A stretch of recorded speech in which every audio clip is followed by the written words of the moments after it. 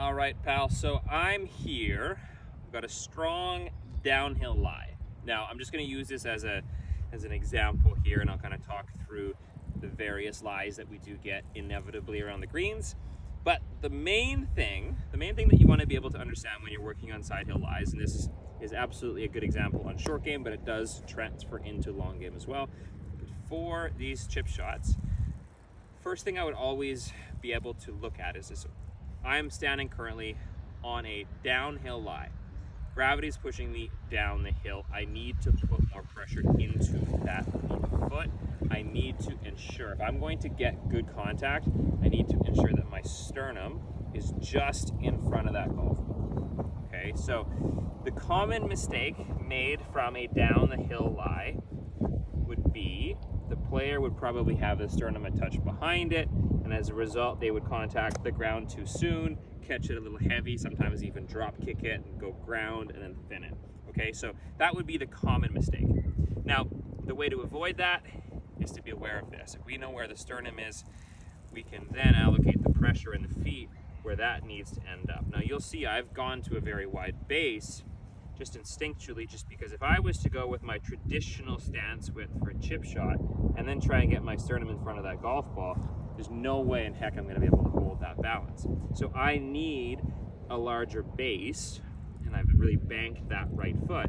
I need that base width to be able to position my sternum in front of that golf ball, just to ensure that I can get the contact and have the balance. So from where I'm standing right here, I can execute a normal chipping motion and have zero issues with contact, okay? So that'd be the first thing, is just always ensure that you have sternum just in front of that golf ball. So downhill lies, for the most part, I would, if they're very steep, really widen the base, allowing you to get the sternum more above that left leg. Ball position is going to feel relative to your feet, probably middle, but then really get the sternum left, and that'll help you with ball first strike. Now, that can be any club that you want to use, but just understand that the downhill lie, because of where the body's positioned and angled at, you are going to need to accept more release. Okay, the downhill lie, the ball is going to come off hotter, it's going to run more. It's hard to spin a downhill chip shot. Okay, so even like I'm using a 60 here. If I'm using a 60, I'm almost thinking that this is going to come off more like a 56 or a 52. Okay, just because of how my body's positioned, how that club's coming into the ball.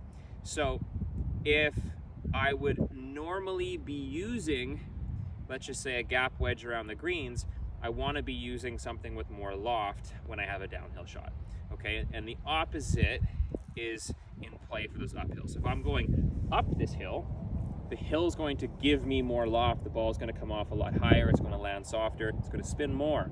Okay, so going up the hill, if I would normally be using, let's just say, a sand wedge, I would be more than okay using a gap wedge or maybe even a pitching wedge going up the hill. Okay, so, you know, don't always just go to that default club when you're working with these uphills and downhills. Consider the fact that the slope is going to change that launch and how that ball then reacts on the greens. So if that ball launches higher, that ball is going to land steeper. If the ball is landing steeper, it's stopping quicker. Okay, so, you know, generally people miss uphill shots short and they miss downhill shots long because they're not quite considering those options. Okay, so those downhill shots, especially, I got a little downhill shot to a pin that's maybe 7 paces onto the green. I'm really going to play thinking that that ball is going to release a long ways. Okay, I don't want to, you know, maybe think about carrying it 80% of the way and spinning it, that I probably would approach that shot from a normal flat lie chip shot. Going downhill, I'm always thinking, okay, that's going to release a lot more. If going up the hill, I've got to be more aggressive. Okay, so going up the hill, I'm thinking, okay, I almost need to carry this all the way there because of how that ball is going to fly. It's really going to stop quickly. Okay, so those are the main things to look at. Now, kind of a big thing that will sort of screw people up when they're working on these hills is that they often just get frozen. Okay, their body just freezes, they don't turn. So make sure that get that base of support and then just really try to execute your normal move. okay? Do your best just to use the base, how your legs configure themselves on the slope, and then once that's done, then try to feel like you're executing the motion the way that you normally would, okay? Now, when using, let's just say we got a ball below my feet lie, okay? So this sort of a situation right here, ball below my feet. The typical miss that I see most here is the shank, okay? And why we see that, probably for two reasons. Number one, when people are on, and this is probably more so when it's a little bit more of a full shot, but when you've got ball below your feet, gravity's pushing you this way. So anytime you're being pushed towards the golf ball in the motion, it's easy to get heel hits, okay? Because if you're unknowingly moving in this direction, you will have that sort of unintentional lane change with the path of the club.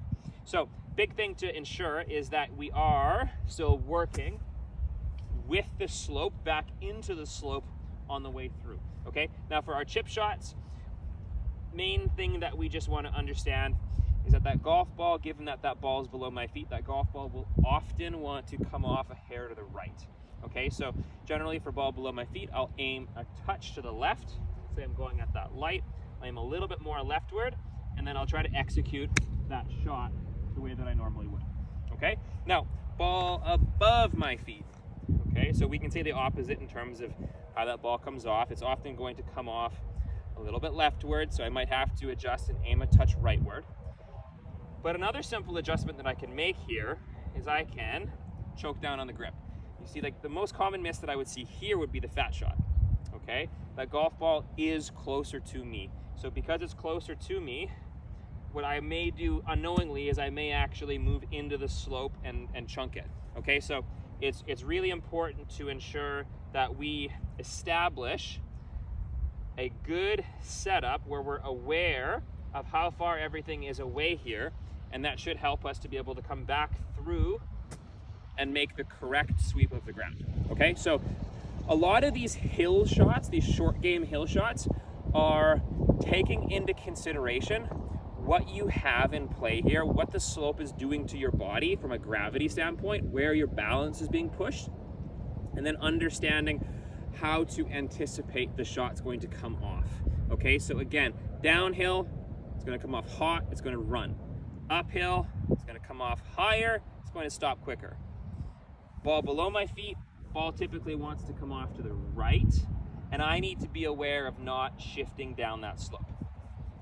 Ball above my feet, ball typically wants to come off a bit left, and I need to adjust the shaft length and make sure that I sweep that ball and don't move into the slope to catch it heavy, okay? So generally, for the most part, those rules are going to fit on short game shots and into more of the normal iron shots that you'll have from these slopes, okay? So hope this helps. Definitely try these, get some experience, intentionally put yourself on these slopes around the greens, get that trial and error. The trial and error is so important. You've got to be able to experiment and see really what clubs work for you, because me personally, I use my 60 a lot around the greens. That's not to say that everybody needs to do that. Some people gain more benefit with the sand wedge or the gap wedge or the pitching wedge. It's just finding what suits you. I like the 60 because I can give it a little bit more speed, and you know, I can be more aggressive with it. I can have a little bit more spin. I like that, okay? From a consistency standpoint, a lot of golfers would benefit more from just using more pitching wedges and 9-irons and playing more simple shots, bump and runs, just using less of the club head speed, but more of just tick, talk, keeping it simple, and getting the ball releasing onto the green, okay? So different strokes for different folks. There's not one rule that fits everybody. The important thing is that you try different styles and really see what works for you, and then you understand how to really manage your game, okay? Hope this helped, bud. Talk to you soon.